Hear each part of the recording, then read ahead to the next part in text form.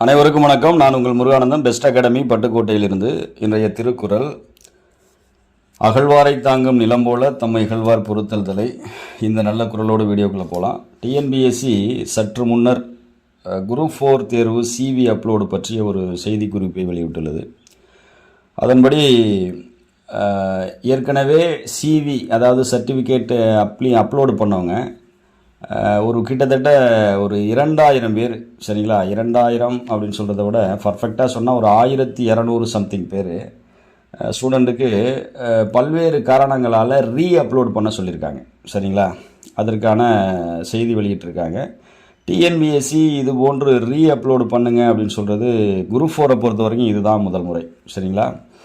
இப்போது டேட்டு வந்து பார்த்திங்கன்னா இன்றைய டேட்டிலிருந்து 14/11/2025 23/11/2025 வரைக்கும் டைம் கொடுத்துருக்காங்க. இந்த அப்லோடு பண்ணக்கூடிய 1200 கேண்டிடேட்டுக்கு மட்டும். இவங்க இந்த 1200 கேண்டிடேட் யார் சார் அப்படின்னு நீங்கள் கேட்டிங்கன்னா, அவங்க டிஎன்பிஎஸ்சி வெப்சைட்டில்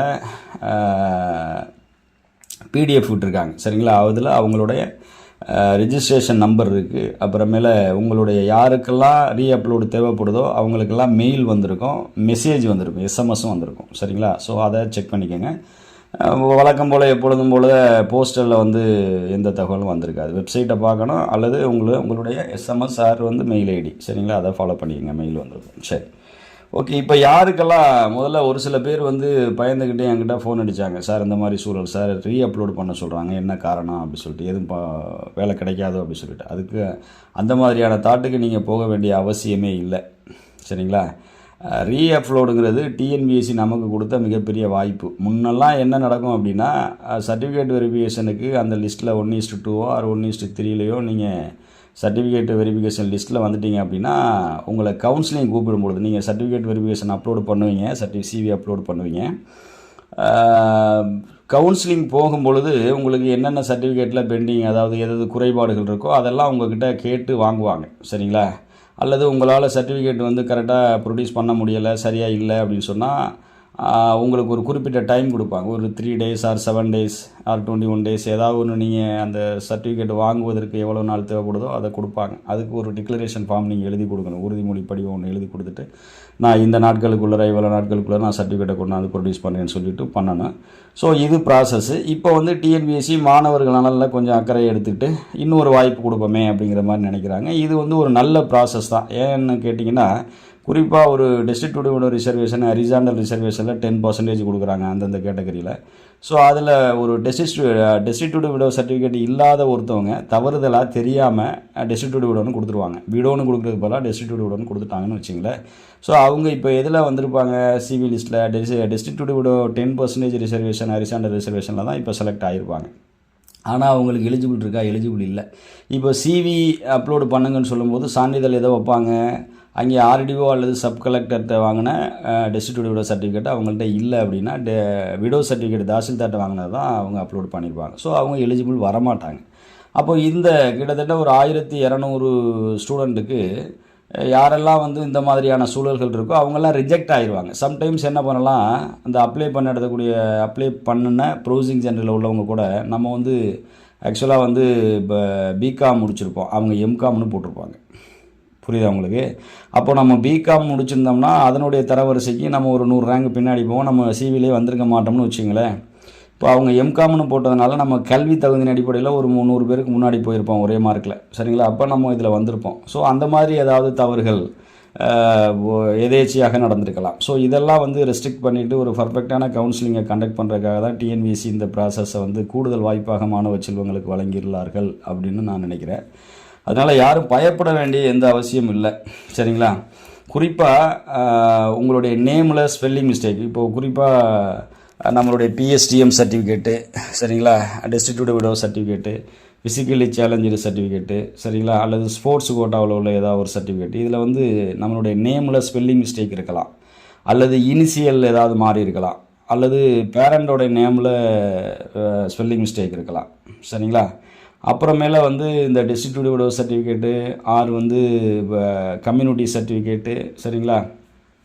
இந்த எனி அதர் சர்டிஃபிகேட்டில் வந்து பார்த்தீங்கன்னா ஆன்லைனில் நீங்கள் வாங்கியிருந்தீங்கன்னா not verified for signing authority, issuing authority அப்படிங்கிறது மாதிரி இருந்தது அப்படின்னா அதையும் அவங்க டிஎன்பிஎஸ்சி ஏற்றுக்க மாட்டாங்க. சரிங்களா?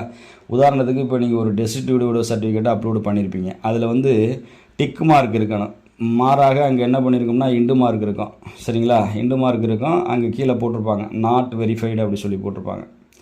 அப்போது இதில் வந்து நாட் வெரிஃபைடுன்னு போட்டால் அங்கே என்ன பொருள்னா அந்த சைனிங் அத்தாரிட்டி கொடுக்கக்கூடிய அந்த அத்தாரிட்டி வந்து சைன் பண்ணலை, டிஜிட்டல் சைன் பண்ணலை அப்படிங்கிற மாதிரி பொருள். அதனால் டிஎன்பிஎஸ்சி அந்த மாதிரி சர்டிஃபிகேட்டை ஏற்றுக்க மாட்டாங்க. அதனால் என்ன பண்ணுறாங்கன்னா அவங்களுக்கு தான் கூடுதலான வாய்ப்பு அப்படி சொல்லிட்டு இதை கொடுக்குறாங்க.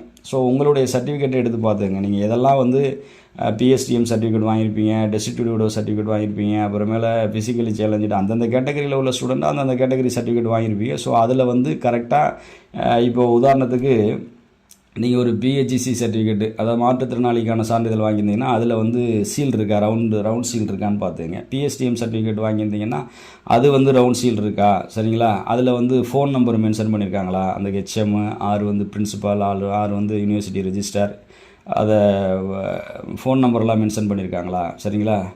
ரவுண்ட் சீல் வச்சுருக்காங்களா, இது எல்லாத்தையுமே நீங்கள் பார்க்கணும். ஸோ அந்த மாதிரி ஏதாவது ரவுண்ட் சீல் வைக்காமல் இருந்தால் ரிஜெக்ட் ஆகிரும். அதே மாதிரி சைன் வந்து எப்படி சொல்கிறது, சைன் வந்து அந்தந்த அத்தாரிட்டிகிட்ட தான் வாங்கணும். இப்போ உதாரணத்துக்கு ஒரு ஹைஸ்கூலில் நீங்கள் படிச்சிருக்கீங்க அப்படின்னா ஹைஸ்கூலில் ஹெச்எம்கிட்ட தான் வாங்கணும். நீங்கள் ஹைஸ்கூலில் ஏஹெச்எம்கிட்ட இன்சார்ஜில் இருக்கையில் கூட வாங்கினா கூட சம்டைம்ஸ் ஏற்றுக்க மாட்டாங்க. ஸோ அந்த மாதிரியான சூழல்லாம் கூட ஏற்படும். ஸோ அதுக்கான அத்தாரிட்டி உள்ளவங்கள்ட்ட வாங்கணும். சரிங்களா? அப்புறமேல நீங்கள் கரெக்டாக இப்போ 6 to 10 வரைக்கும் ஒரு ஹைஸ்கூலில் படிச்சிங்கன்னா 6 to 10 கரெக்டாக மென்ஷன் பண்ணியிருக்கணும்.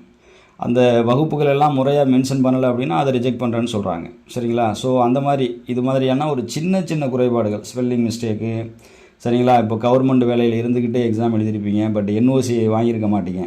சரிங்களா? என்ஓசி வாங்காமல் நம்ம பழையபடி என்ன நினச்சிருப்போம், கவுன்சிலிங் போவோம், நமக்கு ரெஜிஸ்ட்ரேஷன் அல்லது ஏதாவது நமக்கு பிடிச்ச டிரான்ஸ்போர்ட் டிபார்ட்மெண்ட் கிடச்சதுன்னா எடுத்துக்குவோம், இல்லாட்டி வேண்டாம் அப்படின்னு சொல்லிட்டு பொறுமையாக என்ஓசிக்கு அப்ளை பண்ணியிருப்பீங்க. நீங்கள் அந்த சிவி டைம் இருக்கு இல்லையா, அந்த டைமுக்குள்ளே என்ஓசி வந்திருக்காது.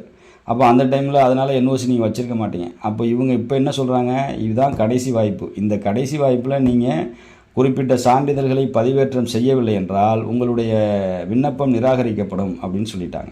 சரிங்களா? அதனால் என்ஓசி வைக்காதவங்க, ஆல்ரெடி கவர்மெண்ட் ஜாப்பில் இருந்தீங்கன்னா என்ஓசி வைக்காதவங்க வாங்கி என்ஓசி வச்சுருங்க. இல்லை வேலை வேண்டாம், பழைய வேலையில் இருந்துடலாம் அப்படின்னு சொன்னால் தயவுசெய்து வைக்காதீங்க, நல்ல விஷயம். சரிங்களா? ஸோ இந்த மாதிரியான சின்ன சின்ன விஷயங்களுக்காகத்தான் உங்களுக்கு ரீஅப்லோடு பண்ண சொல்ல ஒரு 1200 ஸ்டூடெண்ட்டுக்கு லிஸ்ட்டு விட்டுருக்காங்க. ஸோ அந்த லிஸ்ட்டில் யாரெல்லாம் இருக்கீங்க அப்படிங்கிறத தெரிஞ்சுக்கங்க. தெரிஞ்சுட்டு உங்களுடைய சர்டிஃபிகேட்டை தெளிவாக அப்லோட், அந்த ஸ்கேன் பண்ணக்கூடிய இடம் வந்து ஒரு நல்ல இடத்துலேருந்து ஸ்கேன் பண்ணுங்கள். மொபைலெல்லாம் ஸ்கேன் பண்ணாதீங்க. நல்ல எக்ஸ்பீரியன்ஸு கேண்டிடேட் இருக்கக்கூடிய ப்ரௌசிங் சென்டர் போங்க. ப்ரௌசிங் சென்டர்லேயே நீங்கள் ஸ்கேன் பண்ணலாம். சரிங்களா?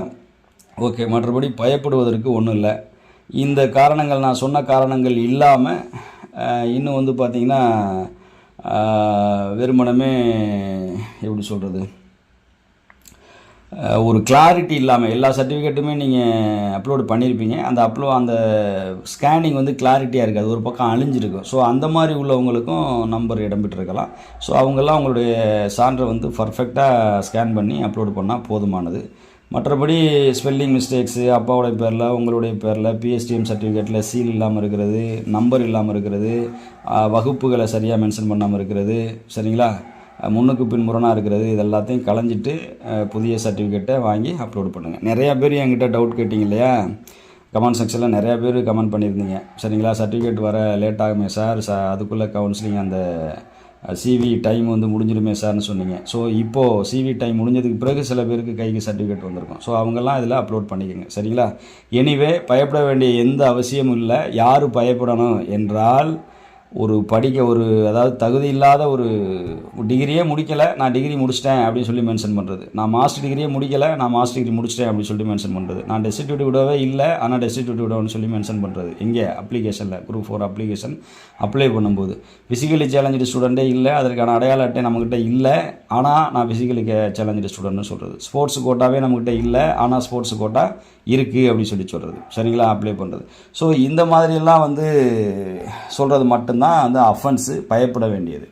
மற்றபடி நீங்கள் எந்த சூழல்லையும் பயப்பட வேண்டிய அவசியம் இல்லை. சரிங்களா? இதையும் தாண்டி வேறு ஏதாவது சந்தேகங்கள் இருந்துச்சுன்னா வீடியோவை முழுமையாக பார்த்துட்டு அதற்கு பிறகு கமெண்ட் செக்ஷனில் கமெண்ட் பண்ணுங்கள். நிச்சயமாக நான் உங்களுக்கு விளக்கத்தை தர்றேன். அது மட்டும் இல்லாமல் இப்போது அப்பாவோட இனிஷியல் மாறி இருக்குது அல்லது ஸ்டூடெண்ட்டோட இனிஷியல் மாறி இருக்குது அப்படின்னா அதுக்கெல்லாம் ஃபார்மெட் இருக்குது. டிக்ளரேஷன் ஃபார்மு டிஎன்பிஎஸ்சி விட்டுருக்காங்க. ஸோ அந்த டிஎன்பிஎஸ்சி ஃபார்மெட்டில் நீங்களே ஃபில்லப் பண்ணி உங்களுடைய சைனை போட்டு தேவையான டீட்டெயில்ஸ்லாம் ஃபில்லப் பண்ணி அப்லோடு பண்ண சொல்லியிருக்காங்க. சரிங்களா?